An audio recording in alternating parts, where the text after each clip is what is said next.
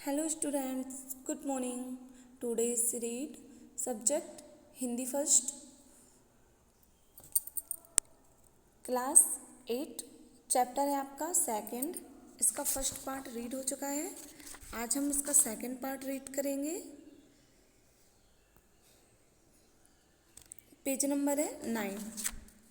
एक व्यंग प्रधान कहानी है जिसको हरिशंकर परसाई द्वारा लिखा गया है।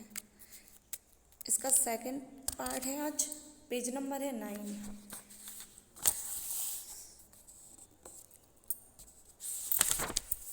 यह एक व्यंग प्रधान कहानी है जिसमें भ्रष्टाचार की समस्या को और उसके निवारण के उपायों को मनोरंजक रूप से प्रस्तुत किया है। कहानी में मनुष्य के बदलते स्वभाव को दिखाया गया है जो परिस्थितिवश तथा अपनी सुविधा अनुसार बदल जाता है।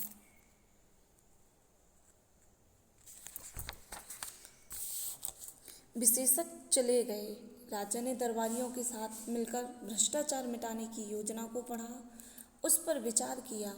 विचार करते दिन बीतने लगे और राजा का स्वास्थ्य बिगड़ने लगा। एक दिन एक दरबारी ने कहा, महाराज, चिंता के कारण आपका स्वास्थ्य बिगड़ता जा रहा है। उन विशेषज्ञों ने आपको झंझट में डाल दिया है। राजा ने कहा, पर करें क्या? तुम लोगों ने भी भ्रष्टाचार मिटाने की योजना का अध्ययन किया है। तुम्हारा क्या मत है? क्या उसे काम में लाना चाहिए? दरबारियों ने कहा, महाराज, यह योजना क्या है? एक मुसीबत है। उनके अनुसार कितने उलट फेर करने पड़ेंगे, कितनी परेशानी होगी, सारी व्यवस्था उलट पलट हो जाएगी। जो चला आ रहा है उसे बदलने से नई नई कठिनाइयाँ पैदा हो सकती हैं। हमें तो कोई ऐसी तरकीब चाहिए जिससे बिना कुछ उलट फेर किए भ्रष्टाचार मिट जाए। राजा साहब बोले, मैं भी यही चाहता हूँ, पर यह हो कैसे? हमारे पितामह को तो जादू आता था, हमें वह भी नहीं आता। तुम लोग ही कोई उपाय खोजो। एक दिन दरबारियों ने कहा, राजा के सामने एक साधु को पेश किया और कहा, महाराज, एक कंदरा में तपस्या करते हुए इन महान साधक को हम ले आए हैं। इन्होंने सदाचार का ताबीज बनाया है। वह मंत्रों से सिद्ध है और उसके बांधने से आदमी एकदम सदाचारी हो जाता है। साधु ने अपने झोले में से ताबीज निकालकर राजा को दिया। राजा ने उसे देखा, बोले, हे साधु, इस ताबीज के विषय में मुझे विस्तार से बताओ।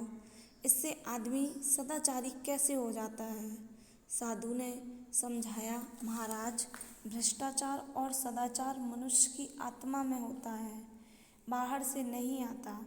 विधाता जब मनुष्य को बनाता है तब किसी की आत्मा में ईमानदारी की कल फिट कर देता है और किसी की आत्मा में बेईमानी की। इस कल में से ईमान या बेईमानी के स्वर निकलते हैं जिन्हें आत्मा की पुकार कहते हैं। आत्मा की पुकार के अनुसार ही आदमी काम करता है।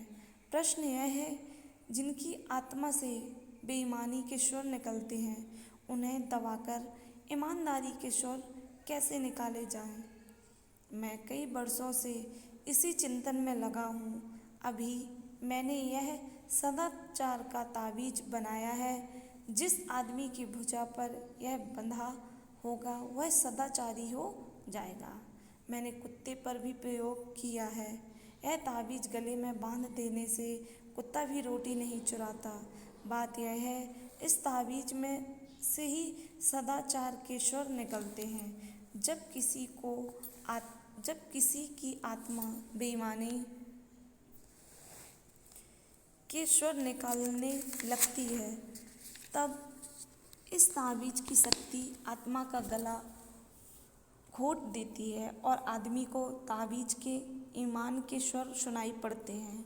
वह इन स्वरों को आत्मा की पुकार समझकर सदाचार की ओर प्रेरित होता है। यही इस ताबीज का गुण है महाराज। साधु ने पूरा विस्तार में महाराज को सब कुछ बता दिया ताबीज के बारे में। दरबार में हलचल मच गई। दरबारी उठ उठ कर ताबीज को देखने लगे। राजा ने खुश होकर कहा, मुझे नहीं मालूम था कि मेरे राज्य में ऐसे चमत्कारी साधु भी हैं। महात्मा, हम आपके बहुत आभारी हैं। आपने हमारा संकट हर लिया। हम सर्वव्यापी भ्रष्टाचार से एक कारखाना खोल देते हैं। आप उसके जनरल मैनेजर बन जाएं और अपनी देखरेख में बढ़िया ताबीज बनवाएं। एक मंत्री ने कहा, महाराज, राज्य क्यों इस झंझट में पड़े? मेरा तो निवेदन है कि साधु बाबा को ठेका दे दिया जाए। वे अपनी मंडली से ताबीज बनवाकर राज्य को सप्लाई कर देंगे। राजा को यह भी सुझाव पसंद आया। साधु को ताबीज बनाने का ठेका दे दिया गया। उसी समय 5 करोड़ रुपए कारखाना खोलने के लिए पेशगी मिल गई। राज्य के अखबारों में खबरें छपी, सदाचार के ताबीज की खोज। ताबीज बनाने का एक कारखाना खुला, लाखों ताबीज बन गए। सरकार के हुक्म से हर सरकारी कर्मचारी की भुजा पर एक एक ताबीज बांध दिया गया। भ्रष्टाचार की समस्या का ऐसा सरल हल निकल आने से राजा और दरबारी सब खुश थे। एक दिन राजा की उत्सुकता जागी। उन्होंने सोचा, देखें तो कि यह ताबीज कैसे काम करता है। वे वेश बदलकर एक कार्यालय गए। उस दिन 2 तारीख थी। एक दिन पहले ही तनख्वाहें मिली थी।